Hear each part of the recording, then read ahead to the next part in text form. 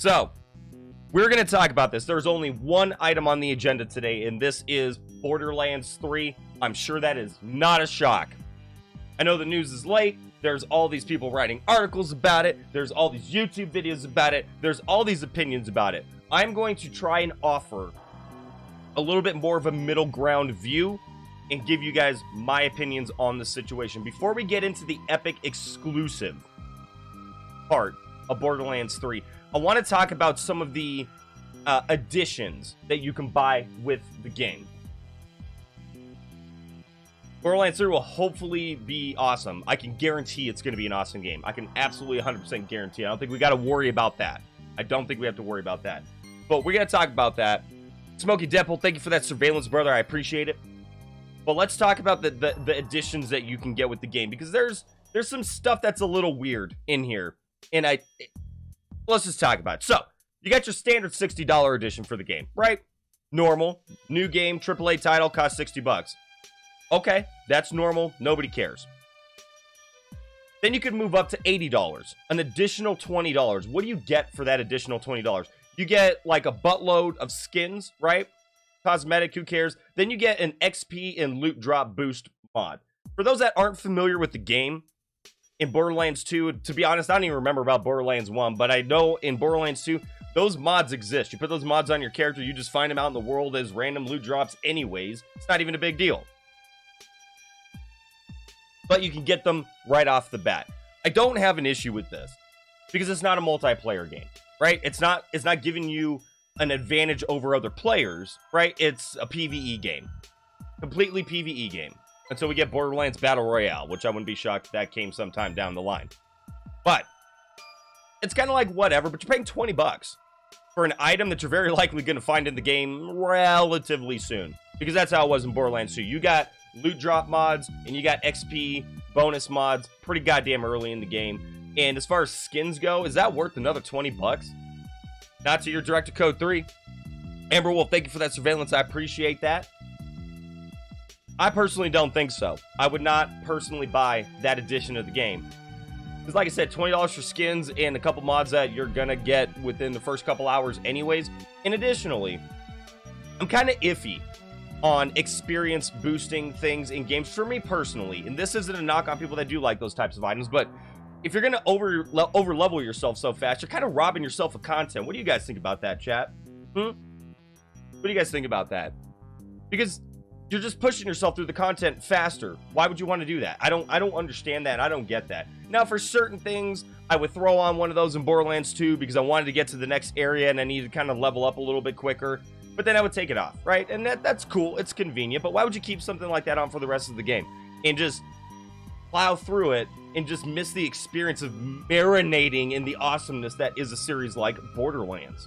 I don't know. How do you guys feel about that? Bald Fox, skins are not worth $20. I mean, it depends, right? Maybe not to you. Maybe not to me. But to some other people, sure, it might be. And if someone wants to buy the deluxe edition just to get skins, that's fine. I don't got nothing wrong with that. I just think $20 is a little expensive for that. Granted, you do get a good amount of them. Violence, fuck yeah. What's up, Lucas? How you doing? Welcome back to the agency. We are back. So have you been high-functioning sociopath director? If you didn't hear at the beginning, your director's in the process of quitting smoking, so angry? But you know, we do what we can do. Good coffee, man. Some people just like being able, being the one to shoot, shoot any goons they see. I mean, sure. Again, nothing wrong with that. But anyways, that's the $80 edition. Let's talk about the Super Deluxe Edition. This is where your Director Code 3, head of Code 3 Industries, the most high-speed, low-drag technical internet on Twitch, starts to get a little upset. This is a little skeezy, as far as I'm concerned. You have the Super Deluxe Edition, which is everything in the Deluxe Edition, all the skins and the blah, blah, blah. And also the Season Pass. Here we go again with Season Passes. I kind of thought that gaming was moving away from Season Passes. A lot of modern games that did have them in the past starting to release new games without them. And there's generally positive feedback. I don't, in and of itself, have an issue with the Season Pass. Outside of the fact that you're paying, it's like pre-ordering. You're paying for something that you don't know what it is. Your Director Code 3, I don't pre-order games anymore. Even a game like Borderlands 3, I'm not pre-ordering it. Because I don't pre-order any games. I'm not paying for something that I can't immediately take advantage of and see what the deal is with it. So, yeah. Follow the Fox. Yeah, we got some Season Pass, man. There's going to be a Season Pass. And 4 guaranteed content DLCs, right? Now, if we can take some history here for those that played Borderlands 2 and even Borderlands 1, the DLCs have been fucking phenomenal. I mean, just like Tiny Tina's DLC, right? And Borderlands 2 is one of the best DLCs I played in any game in my entire life. That's how fucking good it was. So I have full confidence that they're going to make some solid things that are actually worth the money. But here's the thing, that where we get a little skeezy here. The Super Deluxe Edition costs $100. Now, keeping in mind, if you don't care about the weapon in the character skins, you're paying $40 for a season pass. That's not bad. It's $10 per DLC. That's not bad, right? However, it's timed. It's timed, and it will have a timed price increase to $120 on September 17th, if I remember correctly, with the game coming out September 13th. So, hell yeah, Tiny Tina DLC is awesome. Awesome doesn't even do it justice. It is fucking incredible. Blow up the ocean. Yup. Mr. Torgan, that one. Yeah. So we have a timed increase. So that means if you don't care about the skins, which most people don't, you got a $60 season pass. That's how much a AAA game costs. Now, if you look at some other games that have had DLCs, like, for example, The Witcher 3, right? The Witcher 3 with the Blood and Wine DLC. Blood and Wine, in and of itself, is its own standalone AAA game. It's, again, one of the best fucking DLCs ever made.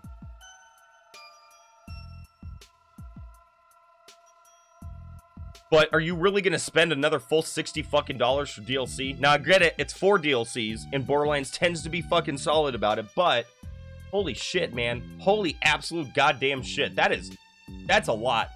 $60 for a season pass is fucking quite a bit. Agent Tundra, brother, how you doing, man? Welcome back to the agency. We're talking about Borderlands 3, the only item on the agenda to talk about for news today. We're going through and talking about the actual passes. Now, here's the thing, and we're going to get into more detail about this, ladies and gentlemen, here in a second, but because that's a timed price increase, where you can get the season pass for $40 or 4 days after the game launches, it's going to go up to $60 for the Super Deluxe Edition. That means if you don't get it on the Epic Store, you cannot get that $100 for that thing. You're going to have to pay $100 in the future when it comes out 6 months later, next April, I believe, on Steam. March or April, I don't remember. That's kind of annoying. That means if you want that edition and you want the season pass at the discounted rate, you are going to have no choice but to buy the game on the Epic Store, because the price increase is going to jump up to $120 and you're going to pay $60 for season pass.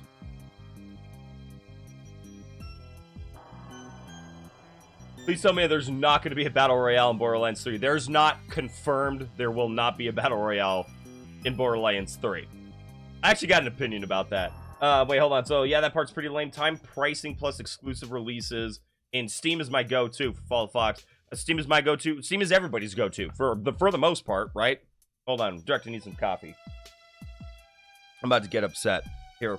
But, you know what? If Borderlands came out with a Battle Royale game, I wouldn't have a problem with that, as long as it's not tacked on to an actual game.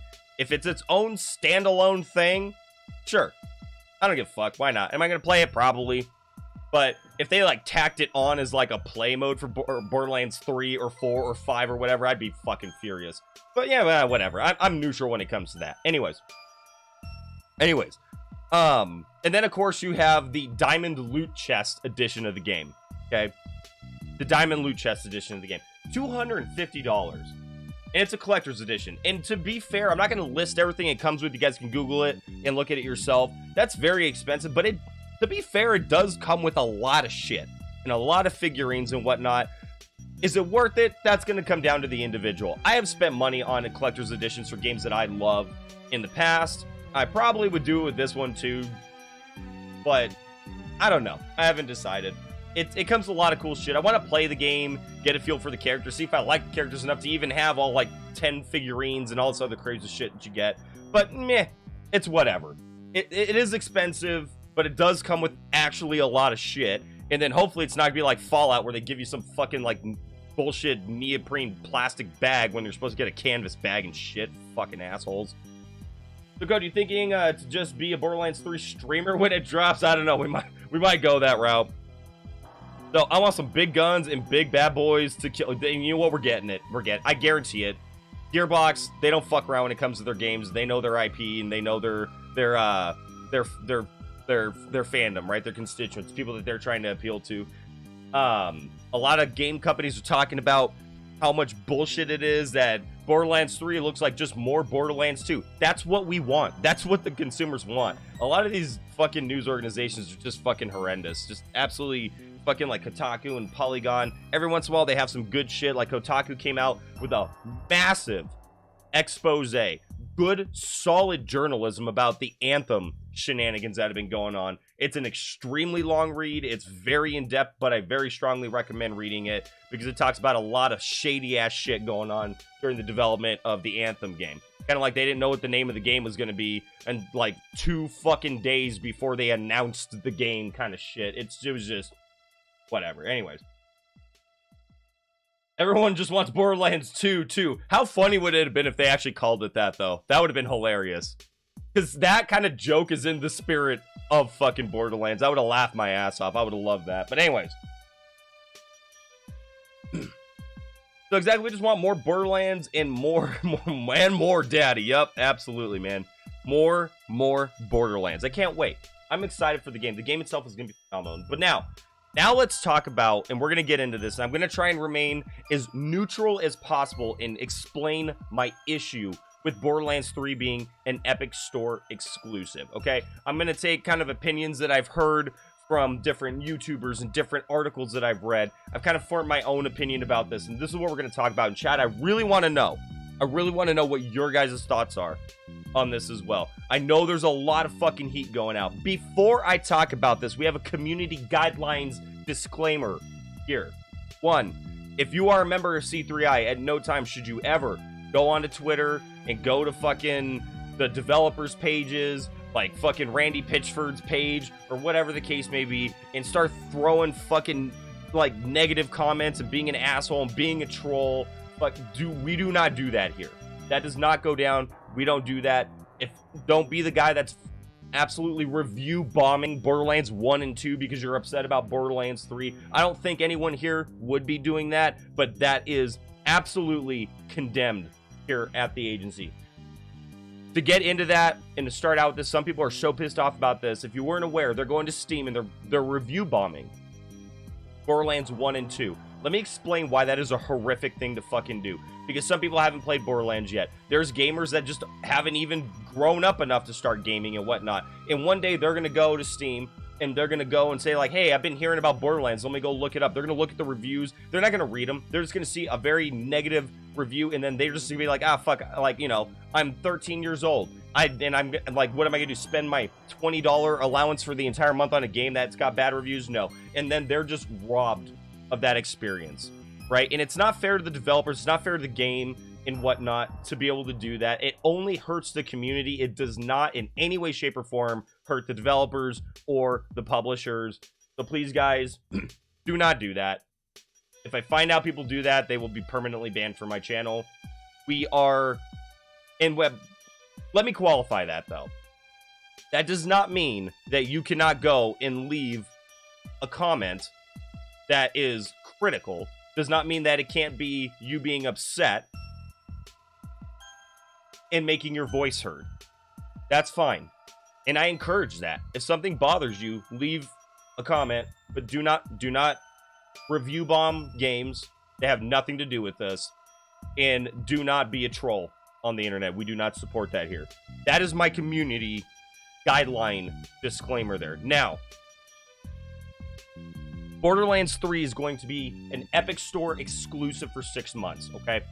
What that means is it will be released on Steam, I believe in April of 2020, with it coming out September 13th on the Epic Games Store. There's some speculation about this. I believe it was Handler Booty, actually, that was worried before all this even happened that was going to be an Epic Games Store exclusive, and nailed it. It actually is. I didn't believe that that was possible and that that was going to happen. This is why that bothers me, because there's a lot here. Let's talk about the history of Epic and their games launcher. It's pretty short history, but for those that are unaware, they have been buying publishers, not developers, publishers out, giving them millions and millions of dollars for a timed exclusive on their store. This happened with the recent Metro game, Other Worlds, Division 2, etc. And they've all, to my knowledge anyways, been 1 year timed exclusive, with Borderlands being 6-month timed exclusive. So this isn't anything new. They've been doing this pretty much since they started. Actually, well, it's been more common as of this year, right? This year, a little bit further back into last year, where they started actually really pushing paying money to only be on the Epic Store. Why is that a bad thing? I'll explain why that's a bad thing, because it's inherently an anti-consumer practice. Luna, what is up? How you doing? You missed me. I missed you too. Missed you too. Glad to see you here. Talk about Borderlands 3 in the Epic Games Store timed exclusive debacle. So the issue with it that I take with it is they're taking consumer choice away from us. They're spending their own money to take my choice away and to take your choice away. There are ways that that can be done and be acceptable. Let's say Borderlands 2, Gearbox just didn't make enough money to be able to start developing Borderlands 3. And then here comes Epic, and they say, you know what? We'll give you $50 million to get us a workable demo. If we like it, we'll give you another $50 million to continue developing this game, Borderlands 3. And then in exchange for that and us funding development of your game, you have to come to an agreement with your publisher, which is Take-Two Interactive, and give us a timed exclusive so we can recoup some of those costs and make some of our money back. That would be absolutely acceptable, because they paid for the game. They paid for the development of the game. That's not what happened here, though. It was, they had more than enough money, Gearbox and Take-Two, that developed the game, funnel money into it. They made it completely independently, and here comes Epic saying, we'll give you, I don't know how much, let's just say $10 million. I don't know if that's what the actual number is, but we're just going to say $10 million. We're just going to give you $10 million for a timed exclusive. They're paying to take my choice away in what platform I download their game on. And if you see a lot of the things that are going around on Twitter concerning Epic from their own official pages, they are fully confident that their store is going to be successful and that their store should be successful. And that it is right now a direct competitor with Steam, which is not true. And that's directly them lying to us, the consumers. They're directly lying to us, because if they really believe that, they would let the game be released the same day on all platforms. And if what they said is true and they really believed it, then guess what? Epic is going to sell more copies than Steam, than Origin, than GOG, whatever the case may be. So they very, very obviously don't believe those statements at all. So I take a lot of offense. I have a lot of issues with companies spending their money very specifically to take my choice as a consumer away. That is directly an anti-consumer practice, and it pisses me off.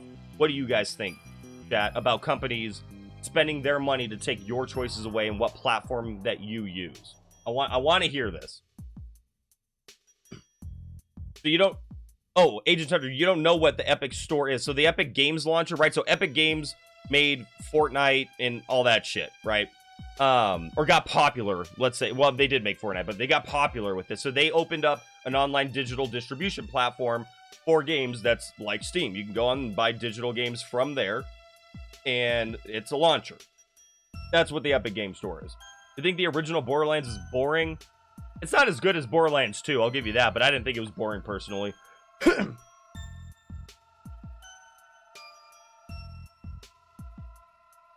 Remember free demos? Some developers are still doing that, but not very many, man. GOG is great for getting classic games. GOG is great just in general. I love GOG.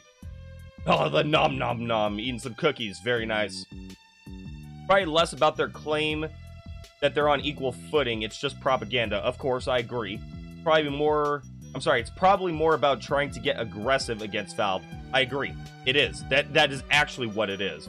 More of a hostile marketing strategy. Yo, Sloth, what's up, man? How you doing? We're talking about the news today and talking about Borderlands 3 only. It's the only item on the agenda today. I agree with you. I agree with you, Agent Affiliate, 100%. But that's why I have a problem with it.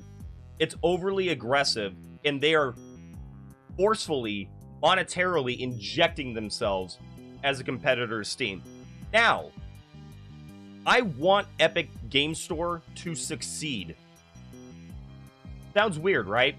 I want them to succeed. I want Steam to get solid competition. Origin is not a competitor. GOG is not a competitor. Battle.net is not a competitor. No one actually competes with Steam. Steam is a standalone, that is the digital distribution platform for games and some software these days. No one's actually competing with them. If Epic can actually get their shit together, then holy crap, that's a good thing. Because Steam, like I reported last time, takes 30% commission on sales for a game. That's going to force them to have to do two things. One, lower their price to be more in line.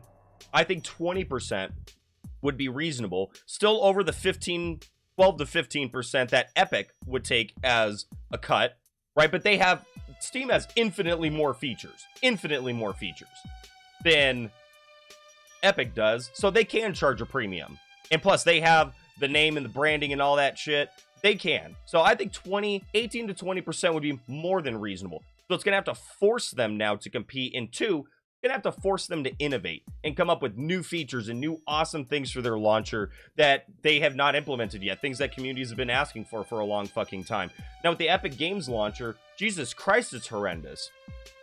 A month and a half ago, they got a search bar? A search bar. For fuck's sake.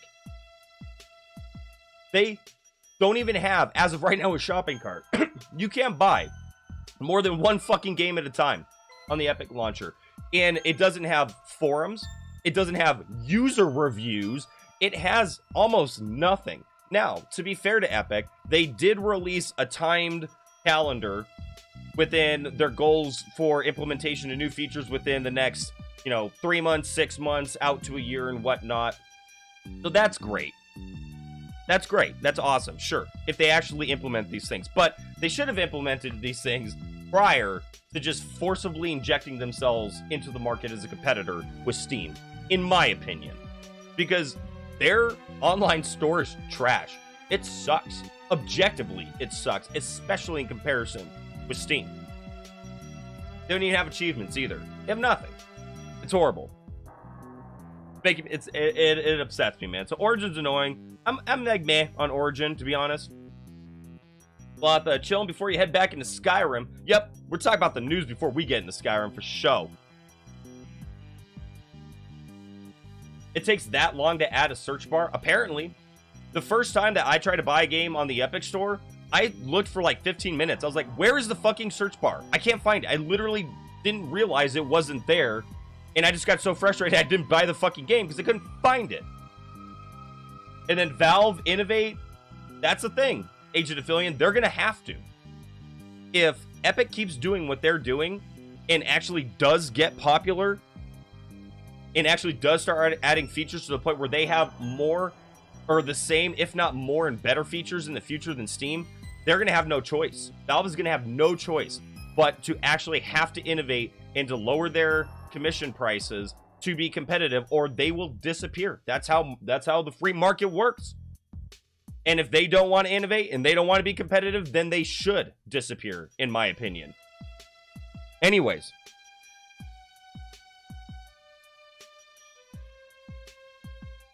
Like I said, Steam having competition is good. The way Epic is going about it, by taking away our choice as consumers, is really pissing me off. But this is what I suspect the Epic's game plan is. This is what I suspect that it is.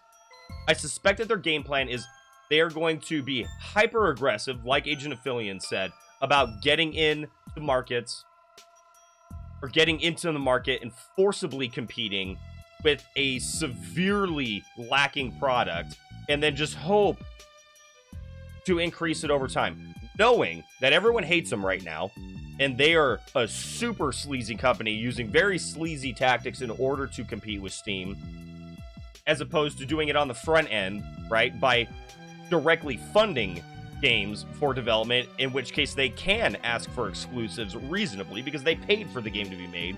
They don't care. They don't care about the negative publicity. They don't care about the consumers being pissed at them, because 2, 3, 4, 5 years down the line, we're going to have a whole new era of gamers. Epic is already there, neck to neck with Steam, if not surpassing Steam. That's just what people are going to use at that point.